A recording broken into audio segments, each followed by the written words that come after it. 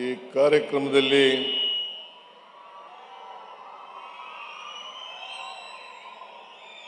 ಮುಖ್ಯ ಅತಿಥಿಗಳಾಗಿ ಭಾಗವಹಿಸಿರ್ತಕ್ಕಂಥ ಮಂಡ್ಯ ಜಿಲ್ಲಾ ಉಸ್ತುವಾರಿ ಸಚಿವರು, ಕೃಷಿ ಸಚಿವರು ಆದಂಥ ಶ್ರೀ ಚಲುವರಾಯ ಸ್ವಾಮಿ ಅವರೇ,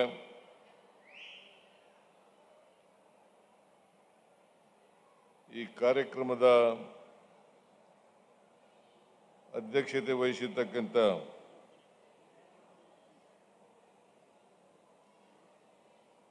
ಮಳವಳ್ಳಿ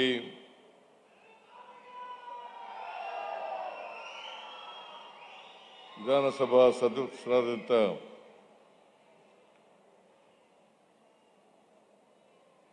ಶ್ರೀ ನರೇಂದ್ರ ಸ್ವಾಮಿ ಅವರೇ,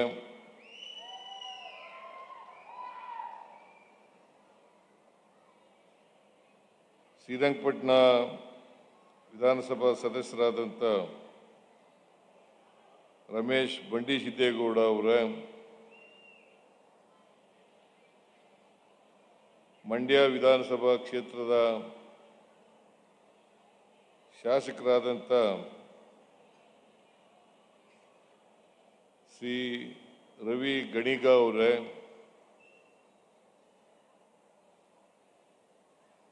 ಅನೂರು ವಿಧಾನಸಭಾ ಕ್ಷೇತ್ರದ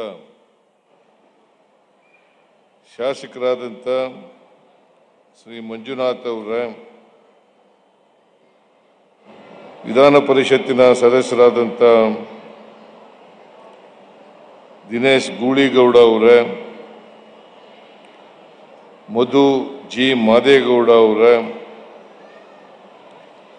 ಸುಧಾಮ್ ದಾಸ್ ಅವರೇ,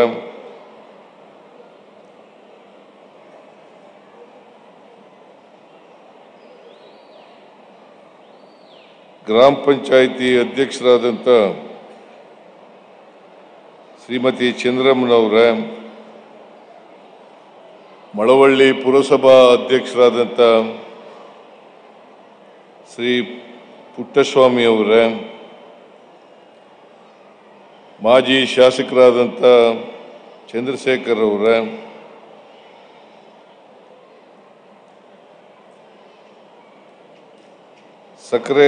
ಮಂಡ್ಯ ಸಕ್ಕರೆ ಕಾರ್ಖಾನೆಯ ಅಧ್ಯಕ್ಷರಾದಂಥ ಡಿ ಗಂಗಾಧರ್ ಅವರೇ,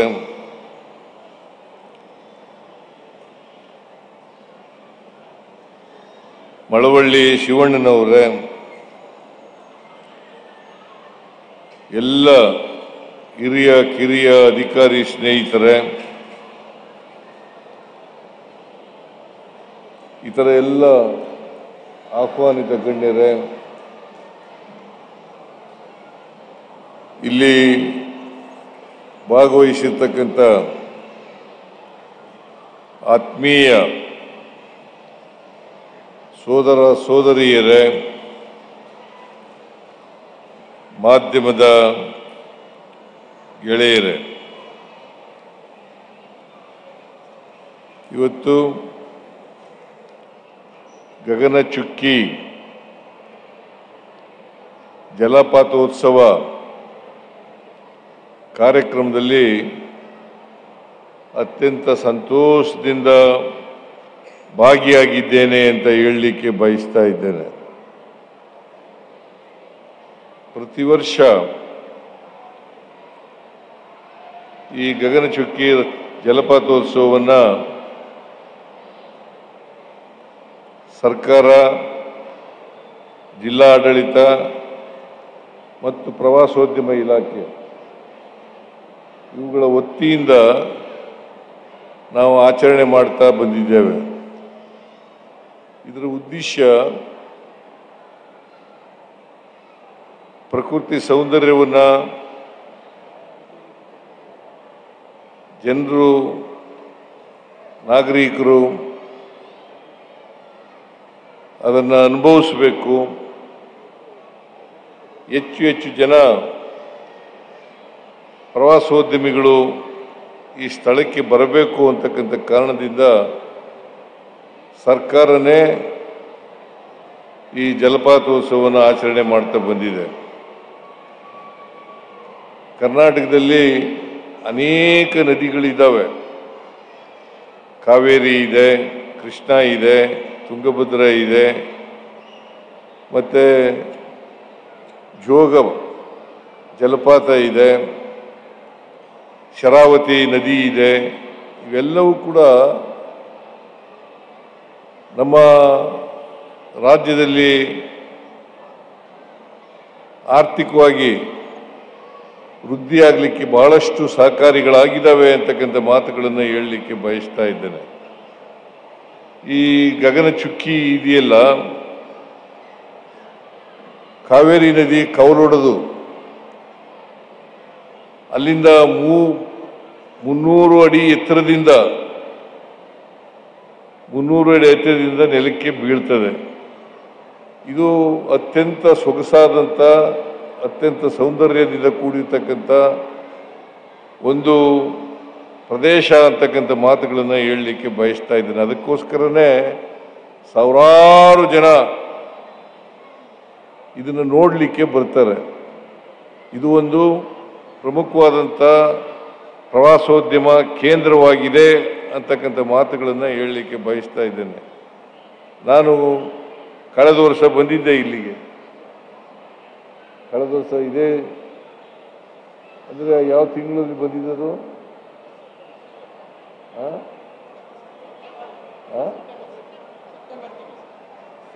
ಸೆಪ್ಟೆಂಬರ್ ತಿಂಗಳ. ಕಳೆದ ವರ್ಷನೂ ಕೂಡ ಇದೇ ಸೆಪ್ಟೆಂಬರ್ನಲ್ಲಿ ಬಂದಿದ್ದೆ.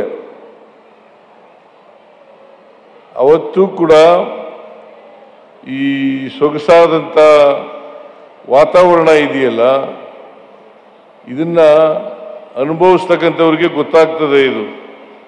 ಅದಕ್ಕಾಗಿ ಹೆಚ್ಚು ಹೆಚ್ಚು ಜನರು ಪ್ರವಾಸೋದ್ಯಮದಲ್ಲಿ ತೊಡಗಿಸ್ಕೊಳ್ಬೇಕು.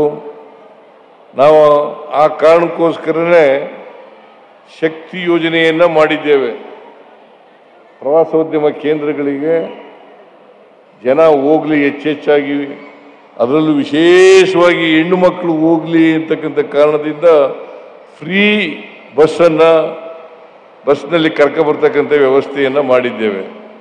ಇದು ಇಡೀ ರಾಜ್ಯದಲ್ಲಿ ಶಕ್ತಿ ಯೋಜನೆ ಜಾರಿಗೆ ಬಂದಿದೆ.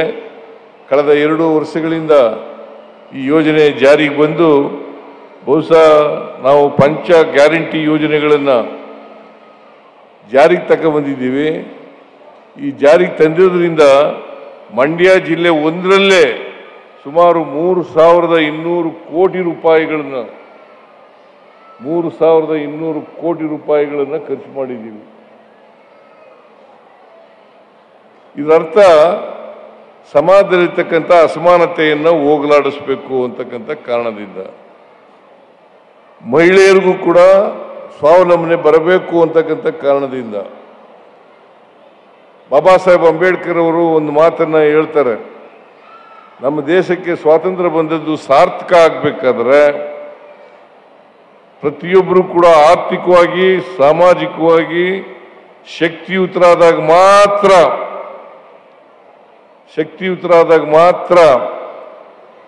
ಸ್ವಾತಂತ್ರ್ಯ ಬಂದದಕ್ಕೆ ಸಾರ್ಥಕ ಆಗ್ತದೆ ಅಂತಕ್ಕಂಥ ಮಾತುಗಳನ್ನು ಹೇಳ್ತಾ ಇದ್ದಾರೆ. ಅದರಿಂದ ನಾನು 2013ರಿಂದ 2018ರವರೆಗಿರುವಾಗ ನಾವು ಏನು ಜನರಿಗೆ ಕೊಟ್ಟಿದ್ದೋ ಮಾತುಗಳನ್ನು, ಆ ಎಲ್ಲ ಮಾತುಗಳನ್ನು ಕೂಡ ಈಡೇರಿಸ್ತಕ್ಕಂಥ ಪ್ರಯತ್ನವನ್ನು ಮಾಡಿದ್ದೇವೆ. 165 ಭರವಸೆಗಳನ್ನು ಕೊಟ್ಟಿದ್ದೆ. ಆ 165 ಭರವಸೆಗಳಲ್ಲಿ 158 ಭರವಸೆಗಳನ್ನು ಈಡೇರಿಸಿದ್ದೀವಿ. ಈ ಸಾರಿ 492 ಭರವಸೆಗಳನ್ನು ಕೊಟ್ಟು ಈಗಾಗಲೇ 242 ಭರವಸೆಗಳನ್ನು ಈಡೇರಿಸ್ತಕ್ಕಂಥ ಕೆಲಸವನ್ನು ಮಾಡಿದ್ದೇವೆ. ನಮ್ಮ ಸರ್ಕಾರ ಕೊಟ್ಟ ಮಾತಿನಂತೆ ನಡ್ಕೊಂಡಿದ್ದೇವೆ ಅಂತಕ್ಕಂಥದ್ದನ್ನು ಅತ್ಯಂತ ಹೆಮ್ಮೆಯಿಂದ ಹೇಳಲಿಕ್ಕೆ ಬಯಸ್ತಾ ಇದ್ದೇನೆ.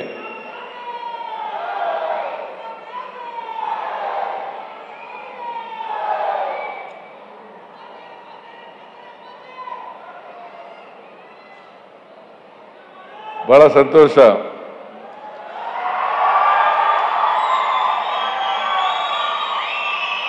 ಮಂಡ್ಯ ಜಿಲ್ಲೆ ಕೃಷಿ ಪ್ರಧಾನವಾದಂಥ ಜಿಲ್ಲೆ.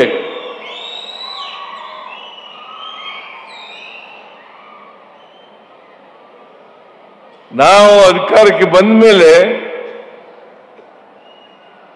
ಮಂಡ್ಯ ಶುಗರ್ ಫ್ಯಾಕ್ಟರಿಗೆ 113 ಕೋಟಿ ರೂಪಾಯಿಗಳನ್ನ ಇಲ್ಲಿವರೆಗೆ ಕೊಟ್ಟಿದ್ದೇವೆ. ಏನಪ್ಪ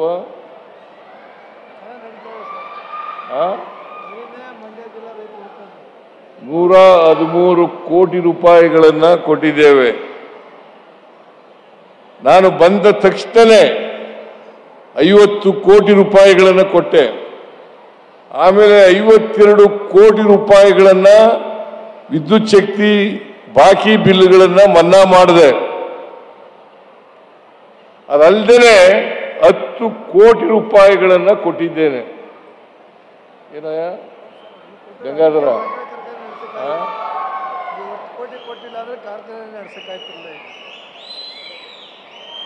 ಆದ್ರೆ ಪ್ರತಿ ವರ್ಷನೂ ಕೊಡ್ತೀನಿ ಅಂತೇಳಿ ಇಟ್ಕೋಬಾರದು.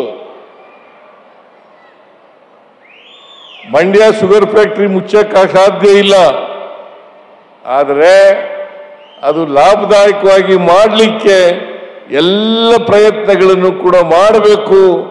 ಮಂಡ್ಯದ ಮಂತ್ರಿ, ಜಿಲ್ಲಾ ಮಂತ್ರಿ ಮತ್ತೆ ಶಾಸಕರುಗಳು ಕೂತ್ಕೊಂಡು ಇದನ್ನು ಚರ್ಚೆ ಮಾಡಿ ಇದನ್ನ ಲಾಭದಾಯಕವಾಗಿ ನಡೆಸಲಿಕ್ಕೆ ಏನು ಮಾಡಬೇಕು ಅಂತಕ್ಕಂಥದ್ದನ್ನು ಮಾಡಿದಾಗ ಮಾತ್ರ ಸಾಧ್ಯ ಆಗ್ತದೆ. ಹೊರತು ನಾನೇನೋ ಇದ್ದೀನಿ ಕೊಡ್ತೀನಿ ಅಂತ ಇಟ್ಕೊಳ್ಳೋಣ. ಬೇರೆ ಮಂತ್ರಿ ಬಂದಾಗ ಬೇರೆ ಮುಖ್ಯಮಂತ್ರಿ ಬಂದಾಗ ಕೊಡ್ಲಿಕ್ಕೆ ಸಾಧ್ಯನಾ? ಇದನ್ನು ನಾವು ಅರ್ಥ ಮಾಡ್ಕೋಬೇಕಾಗ್ತದೆ.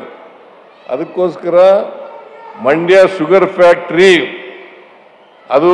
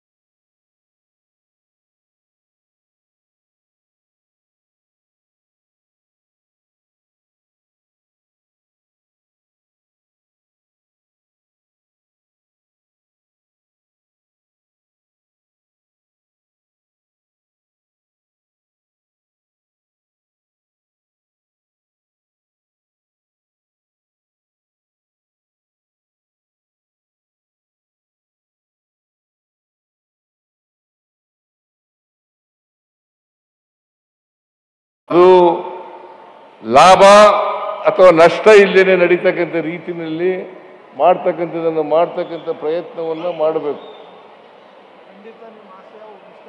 ನೀವು ಕೋ ಜನರೇಷನ್ ಮಾಡ್ತೀರಾ ಇಲ್ಲ ಡಿಸ್ಟಿಲರಿ ಮಾಡ್ತೀರಾ, ಏನ್ ಮಾಡ್ತೀರಿ ಅಂತಕ್ಕಂಥದ್ದನ್ನು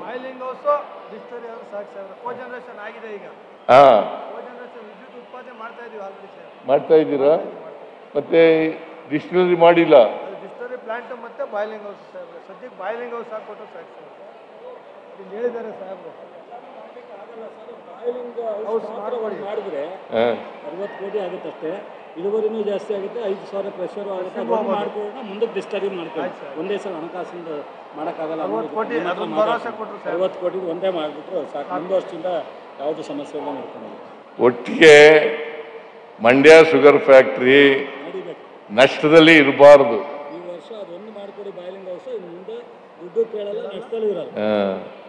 ಬಾಯ್ಲಿಂಗ್ ಹೌಸ್ ಒಂದು ಮಾಡಿಕೊಟ್ಬಿಡಿ, ಇನ್ಮೇಲೆ ನಷ್ಟದಲ್ಲಿ ಇರಲ್ಲ ಅಂತ ಹೇಳಿದ್ದಾರೆ. ಅದರಿಂದ ಬಾಯ್ಲಿಂಗ್ ಹೌಸ್ ಅನ್ನ ಮಾಡ್ಕೊಳ್ಳೋಣ.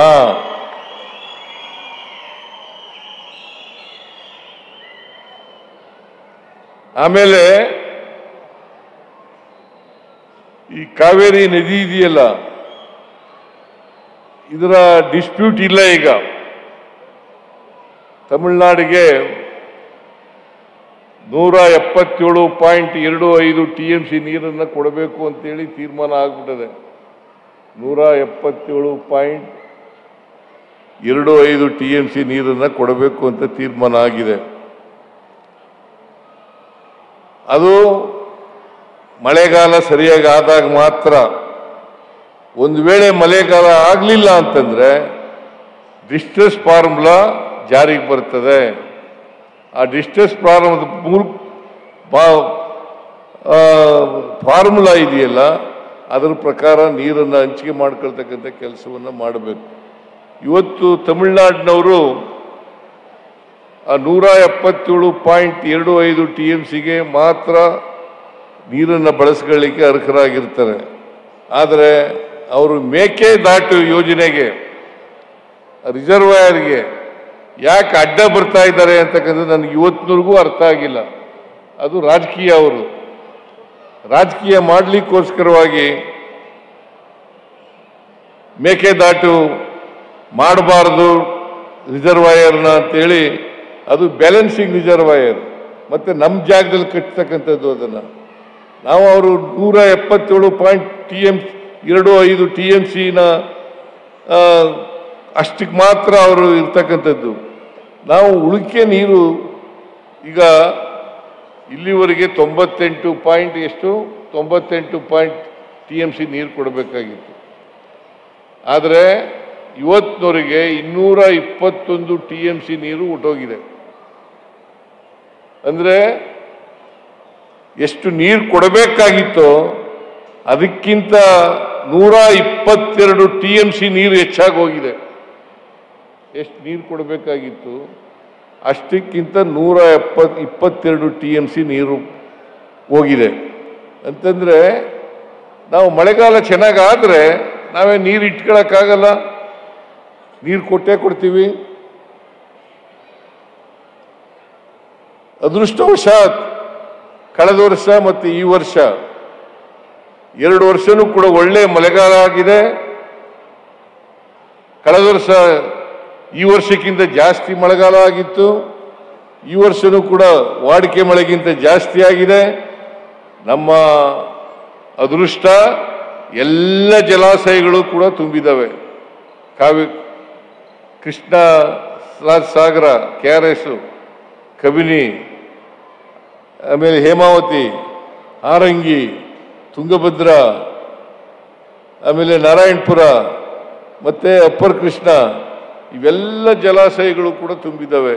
ಈ ಸಾರಿ ವಿದ್ಯುತ್ ಉತ್ಪಾದನೆ ಮಾಡ್ತಕ್ಕಂಥ ಶರಾವತಿ, ಅಲ್ಲೂ ಕೂಡ ನೀರು ತುಂಬಿದೆ ಅಂತಕ್ಕಂಥ ಮಾತುಗಳನ್ನು ಹೇಳಲಿಕ್ಕೆ ಬಯಸ್ತಾ ಇದ್ದೇನೆ. ಈ ವರ್ಷ ಒಂದು ವಿದ್ಯುತ್ ಅಭಾವ ಬರಲಿಕ್ಕೆ ಸಾಧ್ಯ ಇಲ್ಲ. ಎರಡನೇದು, ನಮಗೂ ತಮಿಳುನಾಡಿಗೂ ನೀರು ಹಂಚಿಕೆಯಲ್ಲಿ ವಿವಾದ ಬರಲಿಕ್ಕೆ ಸಾಧ್ಯ ಇಲ್ಲ. ಆ ರೀತಿ ಮಳೆ ಸಕಾಲಕ್ಕಾದರೆ ನಮಗೆ ನೀರಿನ ಸಮಸ್ಯೆ ಉದ್ಭವ ಆಗಲ್ಲ ಅಂತಕ್ಕಂಥ ಮಾತುಗಳನ್ನು ಹೇಳಲಿಕ್ಕೆ ಬಯಸ್ತಾ ಇದ್ದೇನೆ. ಅದರಿಂದ ನಾನು ತಮಿಳುನಾಡಿನವರಿಗೆ ಮನವಿ ಮಾಡ್ತೇನೆ, ಕೇಂದ್ರ ಸರ್ಕಾರಕ್ಕೂ ಮನವಿ ಮಾಡ್ತೇನೆ, ಕೂಡಲೇ ಮೇಕೆದಾಟು ಯೋಜನೆಯನ್ನು ಮಾಡಲಿಕ್ಕೆ ಅವಕಾಶ ಕಲ್ಪಿಸ್ಕೊಡ್ಬೇಕು ಅಂತಕ್ಕಂಥ ಮನವಿಯನ್ನು ಮಾಡಲಿಕ್ಕೆ ಬಯಸ್ತಾ ಇದ್ದೇನೆ. ಇದು ಅನಗತ್ಯವಾಗಿ ರಾಜಕೀಯಕ್ಕೋಸ್ಕರ ತಕರಾರು ಮಾಡ್ತಕ್ಕಂಥದ್ದು ಇದೆಯಲ್ಲ, ಆ ತಕರಾರನ್ನು ಮಾಡಬಾರ್ದು ಅಂತಕ್ಕಂಥ ಮಾತುಗಳನ್ನು ಕೂಡ ಹೇಳಲಿಕ್ಕೆ ಬಯಸ್ತಾ ಇದ್ದೇನೆ.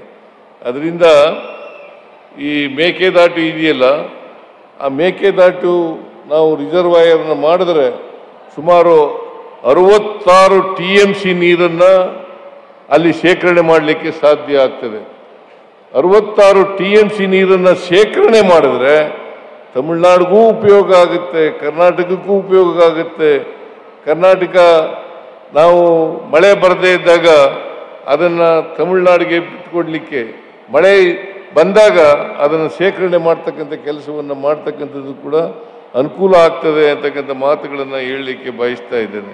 ಅದರಿಂದ ಈ ಗಗನಚುಕ್ಕಿ ಜಲಪಾತ ಇದೆಯಲ್ಲ, ಇದರ ನೋಡಲಿಕ್ಕೆ ನಾವು ಸುಮಾರು 6,04,00,000 ಖರ್ಚು ಮಾಡಿದ್ದೀವಿ. ಜನ ಕೂತ್ಕೊಂಡು ನೋಡಲಿಕ್ಕೂ ಕೂಡ ಅನುಕೂಲ ಮಾಡಿಕೊಡ್ತಕ್ಕಂಥ ಆಸನಗಳ ವ್ಯವಸ್ಥೆಯನ್ನು ಕೂಡ ಮಾಡಿಕೊಟ್ಟಿದ್ದೀವಿ. ಆದ್ದರಿಂದ ಹೆಚ್ಚು ಜನರು ಈ ಪ್ರಕೃತಿ ಸೌಂದರ್ಯವನ್ನು ವೀಕ್ಷಣೆ ಮಾಡಬೇಕು ಅಂತಕ್ಕಂಥ ಮಾತುಗಳನ್ನು ಹೇಳಲಿಕ್ಕೆ ಬಯಸ್ತಾ ಇದ್ದೇನೆ. ಸುಮಾರು ಕಳೆದ 3 ವರ್ಷದಲ್ಲಿ ಈಗಿನ ಅಂಕಿಅಂಶಗಳ ಪ್ರಕಾರ 22ಕ್ಕೂ ಹೆಚ್ಚು ಪ್ರವಾಸಿಗರು ಇಲ್ಲಿ ಬಂದಿದ್ದಾರೆ. ಸುಮಾರು 22 ಲಕ್ಷಕ್ಕೂ ಹೆಚ್ಚು ಪ್ರವಾಸಿಗರು ಇಲ್ಲಿ ಬಂದಿದ್ದಾರೆ. ನಾವು ಅದಕ್ಕೋಸ್ಕರನೇ ಎಲ್ಲೆಲ್ಲಿ ಪ್ರವಾಸಿ ಕೇಂದ್ರಗಳಿದ್ದಾವೆ ಆ ಪ್ರವಾಸಿ ಕೇಂದ್ರಗಳನ್ನು ಅಭಿವೃದ್ಧಿಪಡಿಸ್ತಕ್ಕಂಥ ಕೆಲಸವನ್ನು ಮಾಡ್ತಾ ಇದ್ದೀವಿ. ಇಲ್ಲೂ ಕೂಡ ಅಭಿವೃದ್ಧಿ ಮಾಡ್ತಕ್ಕಂಥ ಕೆಲಸವನ್ನು ಮಾಡ್ತೇವೆ. ನಾವು ಈ ಶಿವನ ಸಮುದ್ರ ಜಲಪಾತ ಇದೆಯಲ್ಲ, ಇಲ್ಲಿ ಇಡೀ ಏಷ್ಯಾದಲ್ಲೇ 1902ನೇ ಇಸ್ವಿನಲ್ಲಿ ವಿದ್ಯುತ್ತನ್ನು ಉತ್ಪಾದನೆ ಮಾಡ್ತಕ್ಕಂಥ ಕೆಲಸವನ್ನು ಮಾಡಿದ್ರು. 1902ನೇ ಇಸ್ವಿನಲ್ಲಿ ಬಹುಶಃ ಇಡೀ ಏಷ್ಯಾದಲ್ಲೇ ಮೊದಲು ವಿದ್ಯುತ್ ಉತ್ಪಾದನೆ ಮಾಡಿದಂಥ ಕೇಂದ್ರ ಶಿವನ ಸಮುದ್ರ ಅಂತಕ್ಕಂಥದ್ದನ್ನು ನಾವು ಹೆಗ್ಗಳಿಕೆಯಿಂದ ಹೇಳಲಿಕ್ಕೆ ಬಯಸ್ತಾ ಇದ್ದೇನೆ. ಅದಾದ್ದರಿಂದ ಇವತ್ತು ಅನೇಕ ವಿದ್ಯುತ್ತನ್ನು ಇವತ್ತು ಸೆಲ್ಫ್ ಸಫಿಷಿಯನ್ಸಿ ಬಂದಿದ್ದರೆ ವಿದ್ಯುತ್ನಲ್ಲಿ ಇದು ಮೂಲ, ಶಿವನ ಸಮುದ್ರ ಮೂಲ. ಇಲ್ಲಿಂದ ಇವತ್ತು ಸುಮಾರು ಕರ್ನಾಟಕಕ್ಕೆ ಬೇಕಾದಷ್ಟು ವಿದ್ಯುತ್ತನ್ನು ಬಳಸ್ಕೊಳ್ತಕ್ಕಂಥ ಕೆಲಸವನ್ನು ಮಾಡ್ತಾ ಇದ್ದೀವಿ, ಉತ್ಪಾದನೆ ಮಾಡ್ತಾ ಇದ್ದೀವಿ, ಅದನ್ನು ಬಳಸ್ಕೊಳ್ತಕ್ಕಂಥ ಕೆಲಸವನ್ನು ಮಾಡ್ತಾ ಇದ್ದೀವಿ. ಅದರಿಂದ ಈ ಬಾರಿ ವಿದ್ಯುತ್ತಿನ ಅಭಾವ ಬರಲಿಕ್ಕೆ ಸಾಧ್ಯ ಇಲ್ಲ. ಈ ಬಾರಿ ವಿದ್ಯುತ್ತಿನ ಅಭಾವ ಬರಲಿಕ್ಕೆ ಸಾಧ್ಯ ಇಲ್ಲ. ವಿದ್ಯುತ್ತನ್ನು ಉತ್ಪಾದನೆ ಮಾಡಿ ರೈತರಿಗೆ ಕೊಡ್ತಕ್ಕಂಥ ಕೆಲಸವನ್ನು ಮಾಡ್ತಾ ಇದ್ದೀವಿ. ಈ ವರ್ಷ ಸುಮಾರು 82 ಲಕ್ಷ ಹೆಕ್ಟೇರ್ ಪ್ರದೇಶದಲ್ಲಿ ಬಿತ್ತನೆ ಆಗಿದೆ. 82 ಲಕ್ಷ ಹೆಕ್ಟೇರ್ ಪ್ರದೇಶದಲ್ಲಿ ಬಿತ್ತನೆ ಆಗಿದೆ. ಕಳೆದ ವರ್ಷಕ್ಕಿಂತ ಈ ವರ್ಷ ಜಾಸ್ತಿ ಆಗಿದೆ. ಸುಮಾರು 5 ಲಕ್ಷ ಹೆಕ್ಟೇರ್, ಸುಮಾರು 5 ಲಕ್ಷಕ್ಕೂ ಹೆಚ್ಚು ಹೆಕ್ಟೇರ್ ಪ್ರದೇಶ ಹೆಚ್ಚು ಮಳೆಯಿಂದ ಹಾನಿಯಾಗಿದೆ, ಬೆಳೆ ಹಾನಿಯಾಗಿದೆ. ಅವೆಲ್ಲಕ್ಕೂ ಕೂಡ ಪರಿಹಾರವನ್ನು ಕೊಡ್ತಕ್ಕಂಥ ಕೆಲಸವನ್ನು ಮಾಡ್ತೇವೆ ಅಂತಕ್ಕಂಥ ಮಾತುಗಳನ್ನು ಹೇಳಲಿಕ್ಕೆ ಬಯಸ್ತಾ ಇದ್ದೇನೆ. ಈಗಾಗಲೇ ಯಾರ್ಯಾರು ಮಳೆ ಹೆಚ್ಚಾಗಿ ಸತ್ತಿದ್ದಾರೆ, ಜಾನುವಾರುಗಳು ಸತ್ತಿದ್ದಾವೆ, ಮನೆಗಳು ಬಿದ್ದೋಗಿದ್ದಾವೆ, ಅವ್ರಿಗೆಲ್ರಿಗೂ ಕೂಡ ಪರಿಹಾರವನ್ನು ಕೊಡ್ತಕ್ಕಂಥ ಕೆಲಸವನ್ನು ಮಾಡಿದ್ದೀವಿ. ಇನ್ನು ಮುಂದೆನೂ ಕೂಡ ಈಗ ನಾನು ಮೊನ್ನೆ ಕೃಷಿ ಸಚಿವರು, ರೆವಿನ್ಯೂ ಸಚಿವರು ಅವ್ರ ಜೊತೆಯಲ್ಲಿ ಒಂದು ವಿಡಿಯೋ ಕಾನ್ಫರೆನ್ಸ್ ಮಾಡಿದೆ. ಜಿಲ್ಲಾಧಿಕಾರಿಗಳ ಜೊತೆ, ಸಿಇಒಗಳ ಜೊತೆ ಈ ವಿಡಿಯೋ ಕಾನ್ಫರೆನ್ಸನ್ನು ಮಾಡಿದೆ. ಅವ್ರು ಭಾಳ ಸ್ಪಷ್ಟವಾಗಿ ಜಿಲ್ಲಾಧಿಕಾರಿಗಳಿಗೆ, ಸಿಇಒಗಳಿಗೆ ಸೂಚನೆ ಕೊಟ್ಟಿದ್ದೇನೆ. ಇನ್ನು 10 ದಿನಗಳಲ್ಲಿ ಜಂಟಿ ಸರ್ವೆಯನ್ನು ಮಾಡಿ ಮುಗಿಸ್ಬೇಕು. ಜಂಟಿ ಸರ್ವೆಯನ್ನು ಮಾಡಿ ಮುಗಿಸ್ಬೇಕು.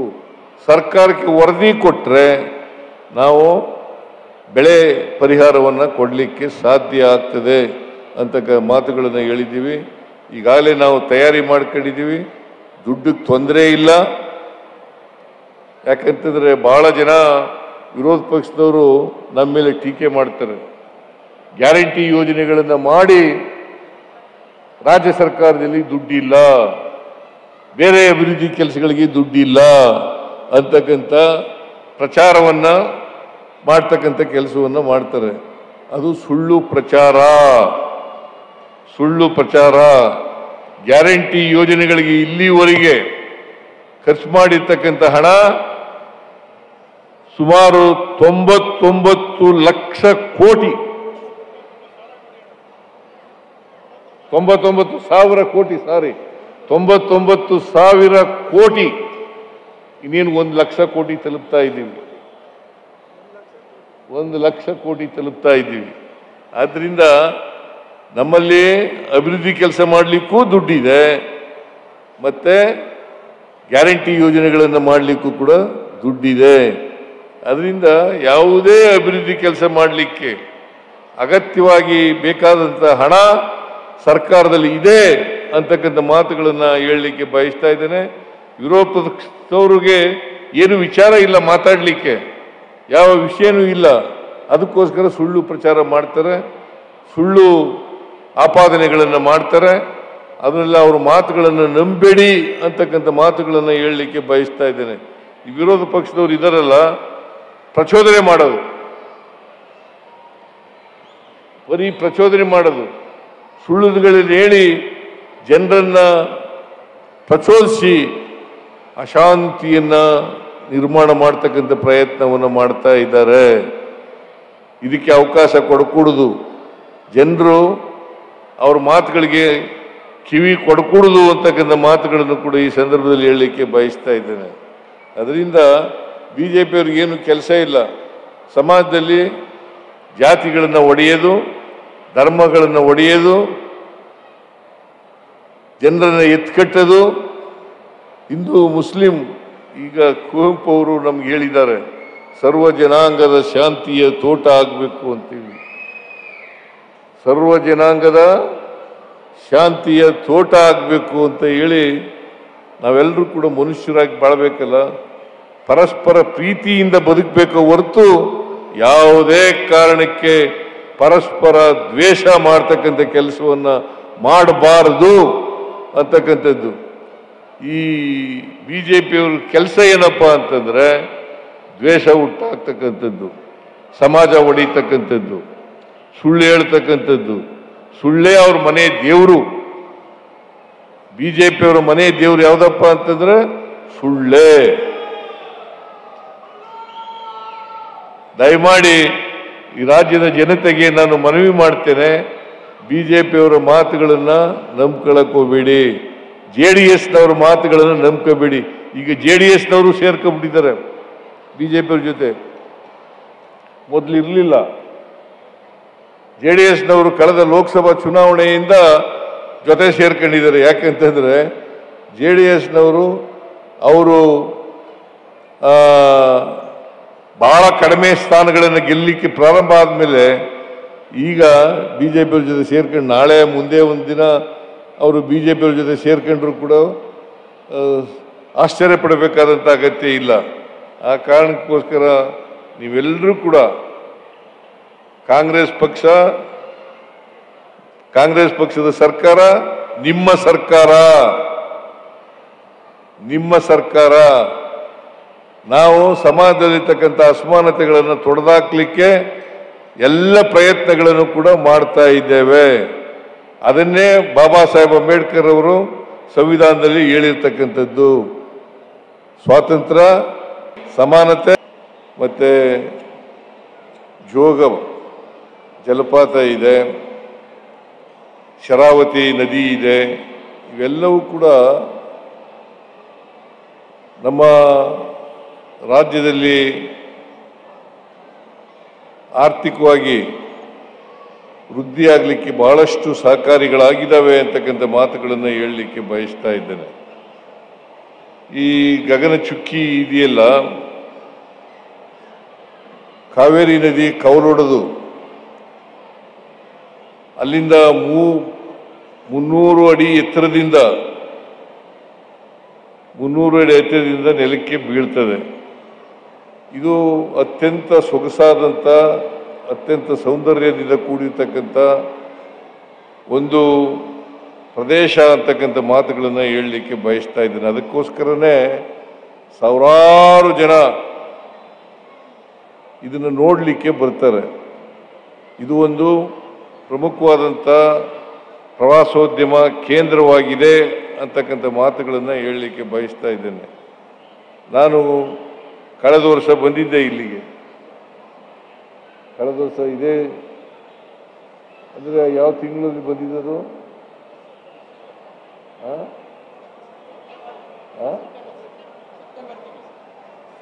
ಸೆಪ್ಟೆಂಬರ್ ತಿಂಗಳ ಕಳೆದ ವರ್ಷನೂ ಕೂಡ ಇದೇ ಸೆಪ್ಟೆಂಬರ್ನಲ್ಲಿ ಬಂದಿದ್ದೆ.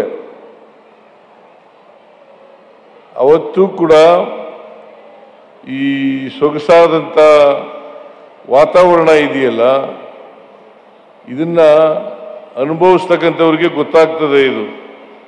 ಅದಕ್ಕಾಗಿ ಹೆಚ್ಚು ಹೆಚ್ಚು ಜನರು ಪ್ರವಾಸೋದ್ಯಮದಲ್ಲಿ ತೊಡಗಿಸ್ಕೊಳ್ಬೇಕು.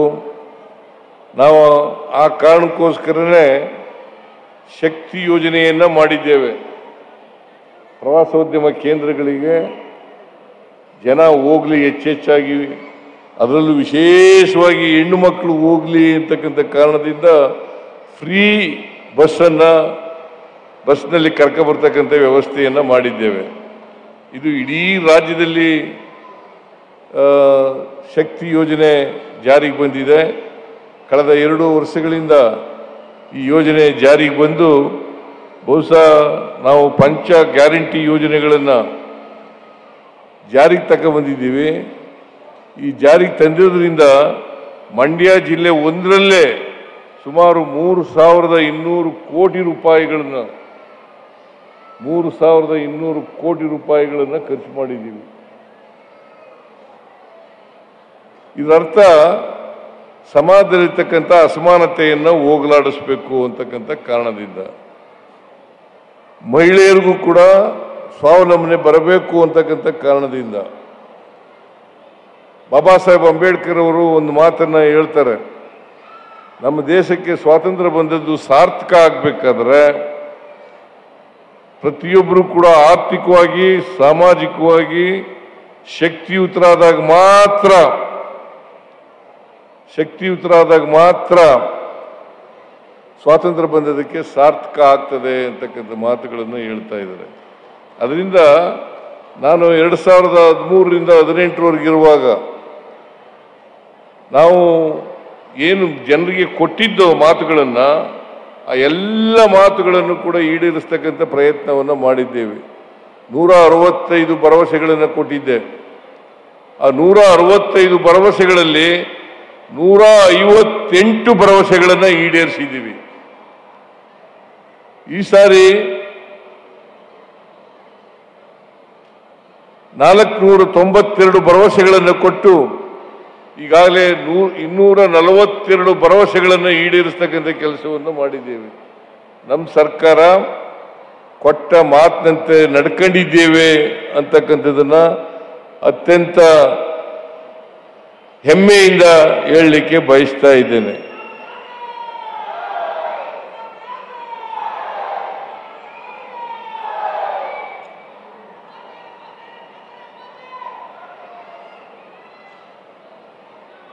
ಬಹಳ ಸಂತೋಷ.